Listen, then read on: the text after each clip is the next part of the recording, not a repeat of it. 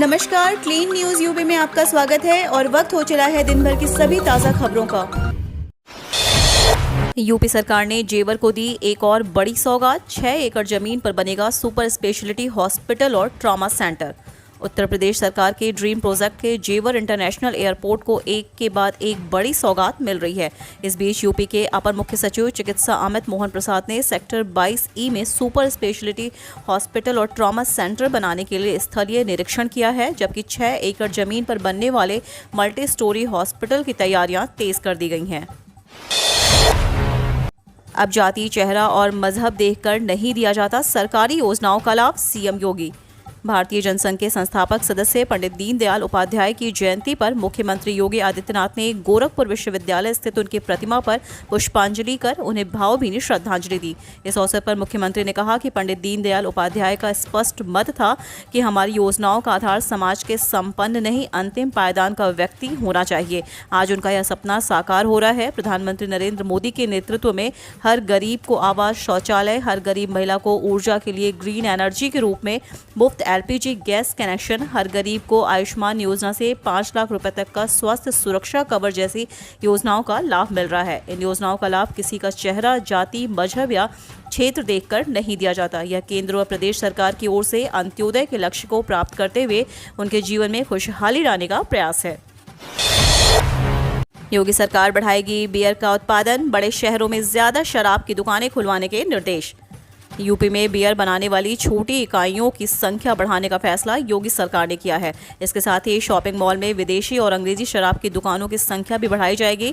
आबकारी विभाग की समीक्षा बैठक में अपर मुख्य सचिव संजय आर भूसरेड्डी ने सभी जिला आबकारी अधिकारियों को निर्देश दिए कि अब तक नोएडा, गाजियाबाद, बरेली, लखनऊ, आगरा में कुल 11 माइक्रो बिवरेज लगाई जा सकी हैं और प्रीमियर रिटेल वेंट शॉप भी अभी संख्या में कम ही खुल पाए हैं। बड़े शहरों में माइक्रो ब्रिवरी और प्रीमियम रिटेल वेंट शॉप खुलने की पर्याप्त संभावना है। केंद्र सरकार के साथ बातचीत को लेकर राकेश टिकैत ने किया बड़ा ऐलान। 3 केंद्रीय कृषि कानूनों के खिलाफ जारी किसानों के धरना प्रदर्शन के बीच दिल्ली हरियाणा के सिंघू बॉर्डर से राहत भरी खबर आ रही है।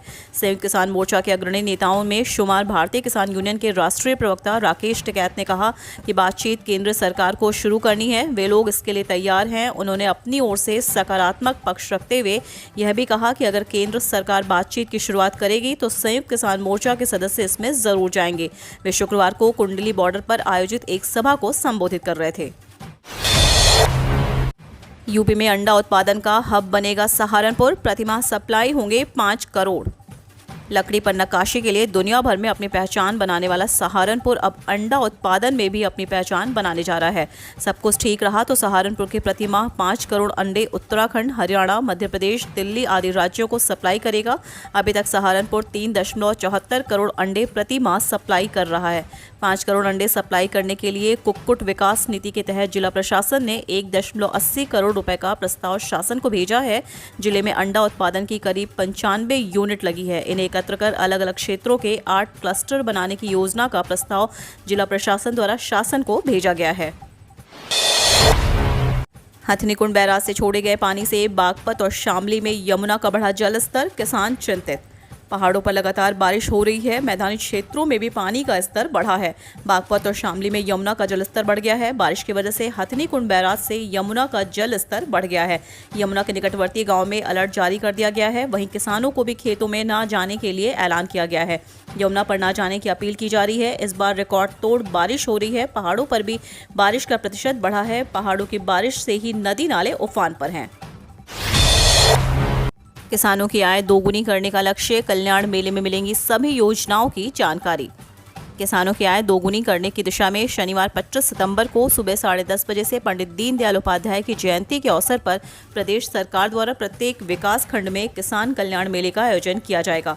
इसमें गन्ना, कृषि, उद्यान समेत कई सरकारी विभाग अपने स्टॉल लगाएंगे। प्रदर्शनी में किसानों को योजनाओं व नवीनतम तकनीकी के बारे में बताया जाएगा। साथ ही कृषि विज्ञानी व विशेषज्ञ किसानों की समस्याओं को हल करेंगे। स्थानीय जनप्रतिनिधि किसान मेले में मुख्य अतिथि के रूप में मौजूद रहेंगे। 1 अक्टूबर से काम नहीं करेगा इन बैंकों का पुराना चेक, IFSC कोड भी बदला। यदि आपका खाता इलाहाबाद ओरिएंटल व यूनाइटेड बैंक में है तो 1 अक्टूबर से पहले पुराना चेकबुक बदलवा लें, क्योंकि 1 अक्टूबर से बैंकिंग सिस्टम पुराने चेक को रिजेक्ट कर देगा। बैंकों का विलय होने से खाता धारकों के खाता नंबरों, IFSC व MIECR कोड में बदलाव होने के कारण पुरानी चेकबुक अमान्य हो जाएगी। बैंक ने ग्राहकों को सूचित किया है कि वे तुरंत अपनी शाखा में नए चेकबुक के लिए आवेदन करें, जिससे वह आगे किसी भी तरह की असुविधा से बच सके।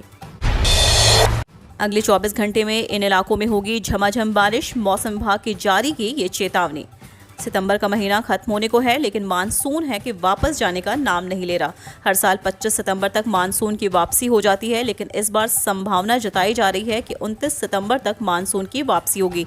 इस बीच देश के अलग अलग हिस्से में लगातार बारिश भी हो रही है। आज भी कई इलाकों में बादल छाए हुए हैं और कई इलाकों में बारिश भी हो रही है। दिल्ली NCR के आसमान में आज भी बादल छाए रहने के साथ हल्की से मध्यम बारिश की संभावना है। वहीं पूर्वी उत्तराखंड, पूर्वी उत्तर प्रदेश, पश्चिम राजस्थान, मध्य प्रदेश, झारखंड, तमिलनाडु, पौंडीचेरी और केरल को लेकर येलो अलर्ट जारी किया है, जहां मध्यम से भारी बारिश की संभावना है। धोनी के धुरंधरों ने मारी बाजी, CSK ने RCB को 6 विकेट से हराया। इंडियन प्रीमियर लीग के 14वें सीजन का आज 35वां मुकाबला खेला गया। ये मैच शारजाह में महेंद्र सिंह धोनी की कप्तानी वाले चेन्नई सुपर किंग्स और विराट कोहली के नेतृत्व वाले रॉयल चैलेंजर्स बेंगलुरु के बीच था। CSK ने RCB को 6 विकेट से हरा दिया। इस जीत के साथ वह अंक तालिका में पहले नंबर पर पहुंच गई है।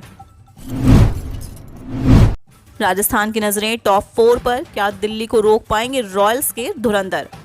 IPL के 14वें सीजन के 36वें मैच में शनिवार यानी आज आबू धाबी में दिल्ली कैपिटल्स और राजस्थान रॉयल्स की टीमें आमने सामने होंगी।